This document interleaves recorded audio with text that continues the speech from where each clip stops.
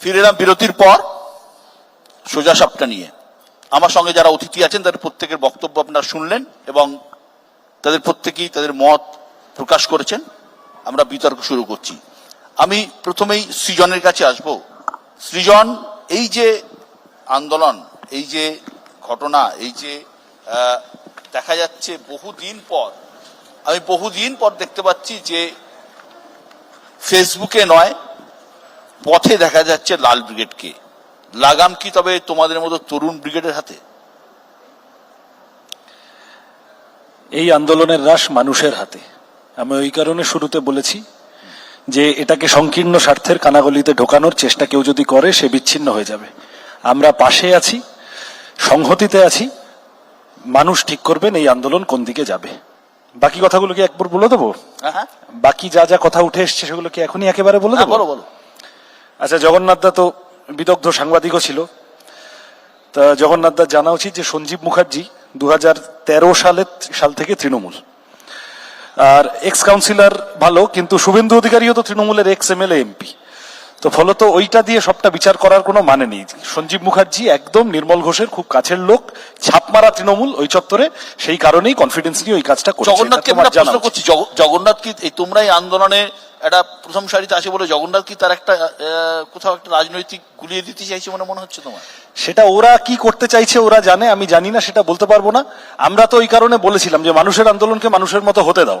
সেইটাকে জোর করে চেপে এটা বন্ধ করে দেওয়া, এটা এই করে দেওয়া, এইসব করতে গেলে আসলে গন্ডগোল বাড়বে এবং আন্দোলনের মূল ইস্যু, মূল এজেন্ডা, পাখির চোখ যা করে লক্ষ লক্ষ মানুষ রাস্তায় নামছেন তা কখনো কখনো ডিরেল্ড হতে পারে। আমি শ্রদ্ধেয় চন্দ্রিমাদি অনেকগুলো কথা বললেন।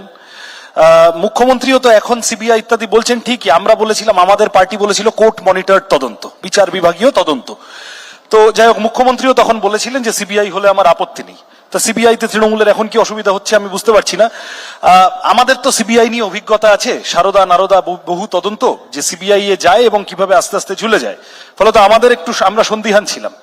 তৃণমূল কংগ্রেসের নেতারাও তখন বললেন যে আচ্ছা তাহলে লাগলে সিবিআই কে দিয়ে দাও। এখন তারা ওইটা থেকে আবার ব্যাকট্র্যাক করছেন কেন আমি বুঝতে পারলাম না কথাটা। এই অপরাজিতা বিল ইত্যাদি ইত্যাদি এর কতগুলো আইনি দিক আছে, সেগুলো তো আছে, কিন্তু আমার কথাটা খুব পরিষ্কার। দেখো, ধর্ষণ অতীতেও হয়েছে, ধর্ষকরা অতীতেও ছিল। প্রশ্ন হচ্ছে যে আইনের রক্ষকরা, প্রশাসন, সরকার ধর্ষকদের প্রতি তাদের মনোভাবটা কিরকম হবে। জনসংখ্যা বাড়ছে তাই ধর্ষণ বাড়ছে, শরীর থাকলে একটু সর্দি কাশি হবে, ওরকম ধর্ষণও হবে। ছোট্ট ঘটনা, তুচ্ছ ঘটনা। কখনো ওর স্বামী তো সিপিএম করতে তাই ধর্ষণ হওয়াটা ঠিক আছে, কখনো ধর্ষিতা উনি রাত্রিবেলা ওখানে কি করছিলেন, বা তার পোশাক, বা ওর তো লাভ অ্যাফেয়ার ছিল। বহু ঘটনায় তৃণমূল যে অসংবেদনশীলতার পরিচয় দিয়েছে গত 12-13 বছরে। আসলে বুদ্ধদেব ভট্টাচার্য একটা কথা বলতেন যে সমাজ বিরোধীরা মনে করছে এই সরকারটা আমাদের সরকার, উই উইল বি প্রোটেক্টেড। আমরা সবাই জানি বিশ্বদা যে যারা ওই দিন রাত্রিবেলা গিয়ে ওই ভয়ানক কাণ্ড করে এলো হাসপাতালের ভিতরে তিলোত্তমার সাথে, তারা জানতো হাসপাতালটার নাম আরজিকর, পরের দিন সকালে হইচই হবে। তারা জানতো দিনের আলোয় এটা জানাজানি হলে গোলমাল হবে। তাও তারা সাহস পেয়েছিল, কারণ কেউ না কেউ আশ্বাস দিয়েছিল যে তুই করে, আমি শেষ করে নেবো, তা কেউ না কেউ আশ্বাস দিয়েছিল যে আমরা বাঁচিয়ে দেব। যে করলো শুধু তার ফাঁসি চাওয়ায় এই সমস্যার সমাধান হবে না। কারা সাহস দিল, আশ্বাস দিল যে যা ইচ্ছে করে না আমরা বাঁচিয়ে দেব, সেই গোড়া অবধি পৌঁছাতে হবে। আমরা শুনবো। আর চন্দ্রিমাদি, সিঙ্গুরে সুদীপ দত্তর পলিগ্রাফ টেস্ট রিপোর্টটা আপনি একবার কাইন্ডলি দেখবেন। আমি শুনবো।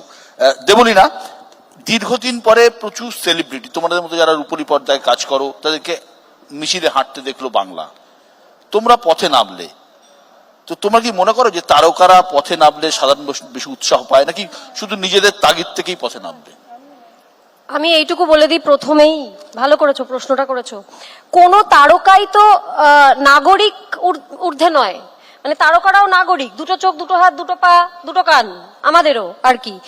আমরা একজন সাধারণ নাগরিক হিসেবে আর 5টা নাগরিকের মতোই একই তাগিদে রাস্তায় নামছি, কেননা আমরা সুরক্ষিত বোধ করছি না সব থেকে বেশি। কেননা আমার কাছে একদম পরিষ্কার নয় এই 12 ঘন্টার ব্যাপারটা।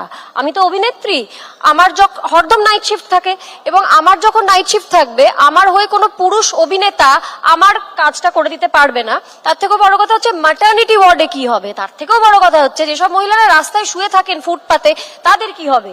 তো এইসব নানান রকম তাগিদে আমরা পথে নামছি, কেননা ওয়ার্ক প্লেসে মাথায় রাখতে হবে এই জনরোষ তার একটা মূল কারণ হচ্ছে ঘটনাটা একজনের ওয়ার্ক প্লেসে ঘটেছে, যেটা নাকি সিকিউরড একটা জায়গা। তার মানে যেটাকে আমরা সিকিউরড জায়গা মনে করছি, যেটাকে আমরা ওয়ার্ক প্লেস বলে সব থেকে সিকিউরড মনে করছি, সেটা সিকিউরড নয়। আর আমি একটা প্রশ্ন যেহেতু আমাকে করা হয়েছে তার উত্তর দিই। কেন সন্দীপ ঘোষ অ্যারেস্ট হয়েছেন এই প্রশ্নটা আমার ছিল না।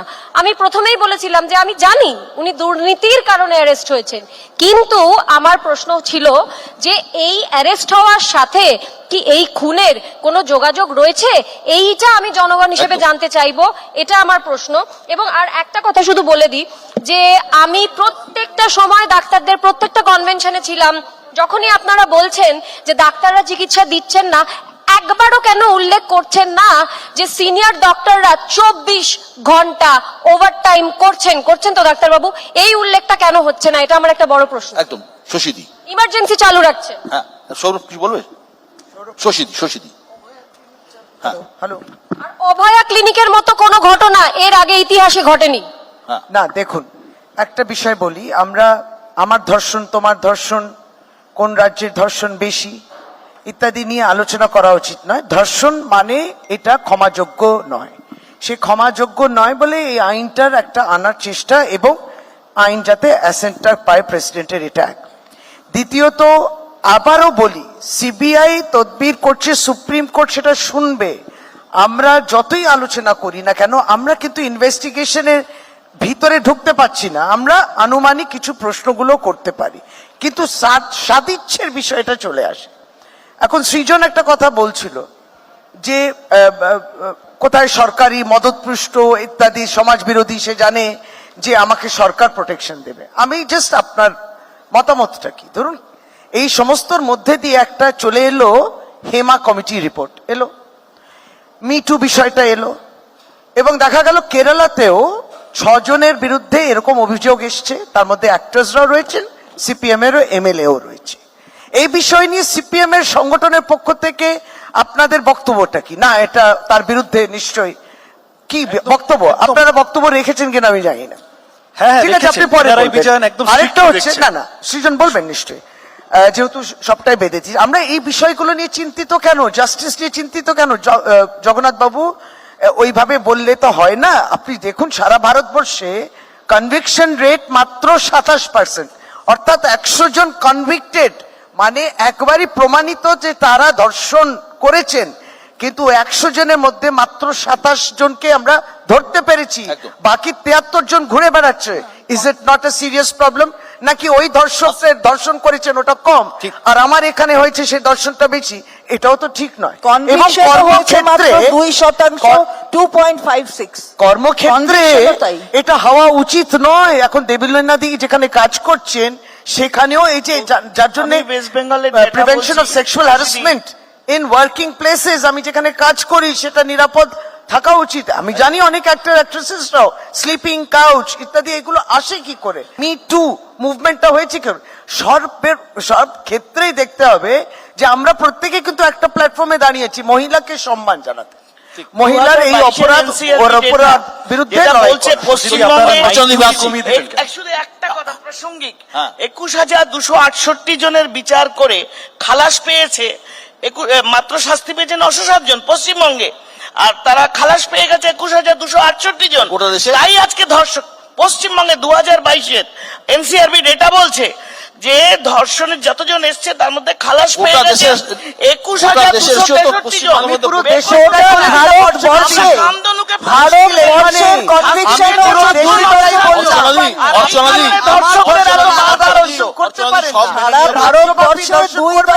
2.56, তার জন্যই তো অপরাজিতা বিল, তাহলে আপনি বলুন তার জন্যই তো অপরাজিতা উত্তরপ্রদেশ, রাজস্থান, ছত্তিশগড়, মধ্যপ্রদেশ এটা তো বিজেপি শাসিত রাজ্য, ঠিক আছে, এখানে ঠিক আছে, এরকম ঠিক আছে। আসতে পারে না আলোচনা। আমি এনসিআরবি ডেটা বলছি। হওয়াই আমি উচিত আসছি। নয়, আমরাও তো তাই অর্থনীতি- বলছি। অর্থনীতি এনসিআর গোটা দেশে একটা তথ্য জানিয়ে দিই। 27% all over India। NCRB report অনুযায়ী গোটা দেশে মাত্র 26% হচ্ছে শাস্তি পেয়েছে, অর্থাৎ পশ্চিমবঙ্গের কথা বলুন গোটা- আগে। একদম পশ্চিমবঙ্গ আমার তার মধ্যে বাড়িতে আছে, আগুন লেগেছে, পশ্চিমবঙ্গ আমি তার বাড়ি মধ্যে দেখবো না, আগে চলে যাবো অন্য জায়গায়। সৌরভের কাছে আসছি। অভিযোগের কেন্দ্রবিন্দুতে একটাই নাম, সন্দীপ ঘোষ।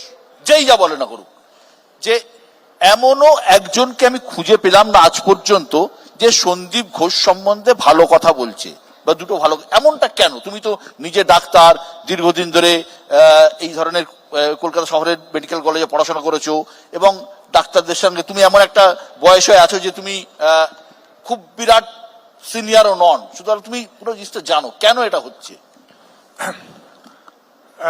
আমি তুমি বলেই বলছি, হ্যাঁ, বলো। কারণ আমার পক্ষে আপনি বলা তোমাকে একটু মুশকিল। তো একটা জায়গা, আমি সন্দীপ ঘোষ নিয়ে আমরা অনেক আলোচনা করেছি। 12 তারিখে যখন সন্দীপ ঘোষ নিয়ে অত কিছু আসেনি, প্রেস মিট করে আমরাই ইন্ডিয়ান মেডিকেল অ্যাসোসিয়েশনের তরফ থেকে প্রথম বলেছিলাম যে এই সন্দীপ ঘোষ একটি দুষ্কৃতী এবং he is not a good human being, এবং কেন একে এভিডেন্স ট্যাম্পারিং, কেন আত্মহত্যা কথা বলা হলো, সেই প্রশ্ন প্রথম ইন্ডিয়ান মেডিকেল অ্যাসোসিয়েশন তুলেছিল। কেন আত্মহত্যা, কেন এভিডেন্স ট্যাম্পারিং। সন্দীপ ঘোষ যে বাজে মানুষ, আমার মনে হয় স্বাস্থ্য দপ্তর সবচেয়ে ভালোভাবে জানে। তার এগেনস্টে অনেক ভিজিল্যান্স আছে। জিজ্ঞেস করো ন্যাশনালে।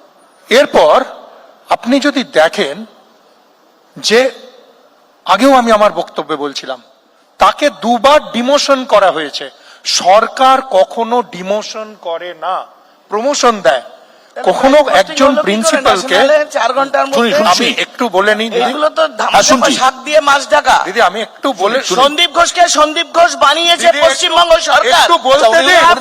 রাজনীতির লোক নয়, আমি রাজনীতির লোক নয়। রাজনীতির লোক নেই, ঘোষ যখন আপনাদের সন্দীপ ঘোষ রাজনীতির হচ্ছে, তখন ঝামেলাটা অন্য অর্চনা সময়। দেবী আবার আমাদের সন্দীপ কথাও ঘোষ একটু মানে শুনুন, আমাদেরই দলের। আমাদের কথাও একটু শুনুন। সন্দীপ ঘোষ সেটা সবচেয়ে ভালো জানতো, তাই তাকে ডিমোশন করা হয়েছিল। কি কারণে একদিন মানে তার পরের দিন 24 ঘন্টার মধ্যে তাকে ফেরত আনা হলো, এবং কি কারণে একবার তাকে 15 দিন পর আবার ফেরত আনা হলো, এই প্রশ্নটা তো জানতে হবে। কারা এই ভুল তথ্য দিয়েছে? আর আমি একটা কথা এখানে বলবো যে দেখুন, আমরা 2টো কারণে আন্দোলন করছি, ভেরি শর্ট। এক, আমাদের বোনের বিচার চাই, সেটা আমি মানছি এখন অনেকটাই সিবিআই এর হাতে। 2 নম্বর, আর কোনো অভয়া চাই না। আপনি বলুন সরকারের তরফ থেকে কি কি সদর্থক ভূমিকা নেওয়া হয়েছে। একটা, আমি এখানে বসে বলছি যে এই জিনিসটাই যদি অন্য মেডিকেল কলেজে হতো, লোকের মনে যে এত জিজ্ঞাসা চিহ্ন আসতো না। এটা এসেছে কারণ আরজি করকে দুষ্কৃতীদের চারণভূমি বানানো হয়েছে এই সন্দীপ ঘোষের নেতৃত্বে।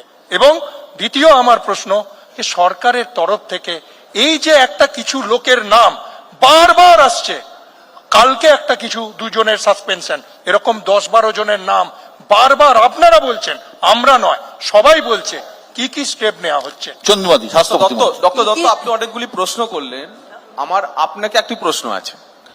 সেটা হচ্ছে, আমরা সবাই জানি ন্যাড়া লড়ে খুঁটির জোরে, আমরা জানি সন্দীপ ঘোষের খুঁটিকে। আপনি বলুন না সন্দীপ ঘোষের খুঁটির নাম শুনবো। বলুন না, চন্দ্রিমা ভট্টাচার্য, বলুন না। না, কে কার খুঁটি জানি না, হ্যাঁ। কিন্তু কে কার খুঁটি ছিল সেটাও জানি। মানে এখন কে কার খুঁটি জানি না, কিন্তু কে যেটা কার হচ্ছে- খুঁটি ছিল জানি। আচ্ছা, একটা সে বিষয়- যাই হোক, ছেড়ে দিলাম সেসব কথা, ছেড়ে দিলাম। মানে কে কোথায় কার কার খুঁটি ধরবো এ ভগবান জানে না, তো আমরা তুচ্ছ মানুষ, সে ছেড়ে দিন। সৌরভের কিন্তু এই যে বলছেন যে কোথায় কার ঘুটি কি না, কে তাকে কি ডিমোশন করছে, কি প্রমোশন করছে, কি কারণ, সে কারণ সরকার সবসময় যে অর্ডার করে সেটাই রাখে, এবং সেই অর্ডারে সেটা লেখা থাকে।